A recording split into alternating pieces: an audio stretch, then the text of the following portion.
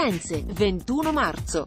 La Presse, momenti di tensione oggi pomeriggio allo stadio di Scandicci, Firenze, dove si è disputato il derby tra le formazioni primavera di Fiorentina e Empoli, incontro valevole per gli ottavi di finale del torneo di Viareggio. La gara è stata vinta dai viola per 3-2. Al termine dell'incontro è scoppiata una discussione accesa tra alcuni tifosi della Fiorentina e i calciatori dell'Empoli. Improvvisamente, un tifoso viola ha scagliato un sasso che ha provocato una ferita allo zigomo destro del terzino dell'Empoli Gianneschi. Andrea Butti, direttore generale dell'Empoli, ha annunciato che la società ha sporto denuncia contro ignoti.